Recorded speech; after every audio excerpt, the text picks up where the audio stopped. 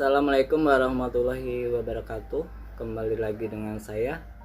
Nah, pada kesempatan kali ini saya masih melanjutkan pembahasan dari buku ini.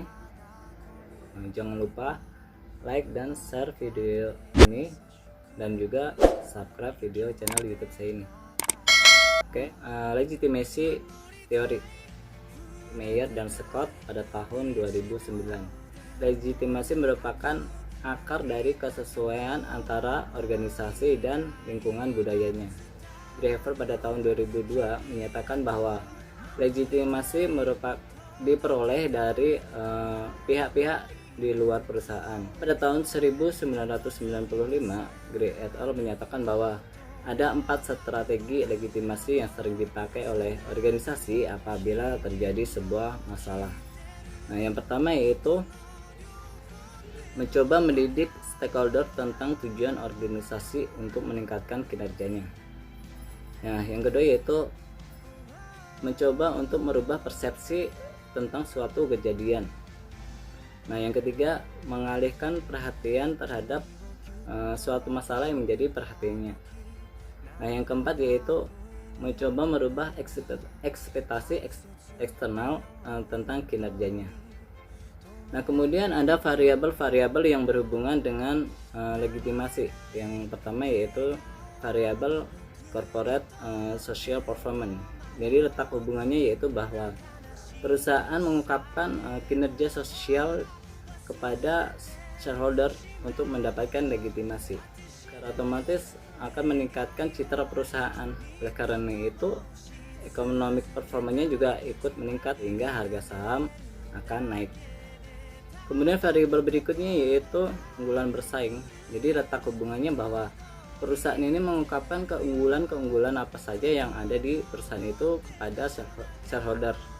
Nah, sehingga apabila sudah mendapatkan kepercayaan dari shareholder, otomatis investor juga akan tertarik untuk menanamkan investasinya.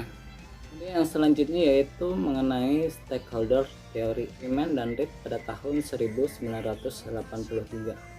Nah, mereka menyatakan bahwa stakeholder teori adalah teori yang menggambarkan kepada pihak mana sajakah perusahaan itu bertanggung jawab. Tahun 1983 masih dari Freeman dan Reed ini memperkenalkan dua model konsep stakeholder, yaitu yang pertama model kebijakan dan perencanaan bisnis. Dan model yang berikutnya yaitu model tanggung jawab sosial perusahaan dari manajemen stakeholder. Pada tahun 2014 ada Tarigan dan Lesmana ini memperkenalkan dua pendekatan stakeholder, yaitu yang pertama All Corporate Relation dan New Corporate Relation. Jadi pada All Corporate Relation ini lebih menekankan pada aktivitas antara fungsi satu dan fungsi lain ini terpisah. Kemudian New Corporate Relation ini lebih nitik beratkan kerjasama antara perusahaan dan stakeholder. Kemudian ada variabel-variabel yang berhubungan dengan stakeholder teori ini. Variabel corporate social performance.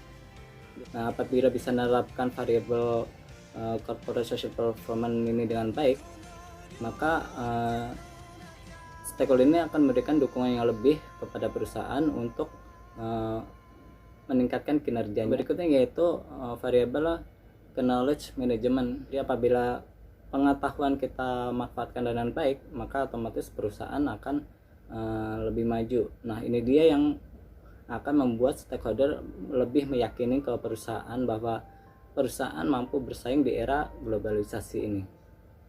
Nah, itulah yang bisa saya sampaikan dari pada kesempatan ini. Semoga dapat bermanfaat untuk rekan-rekan.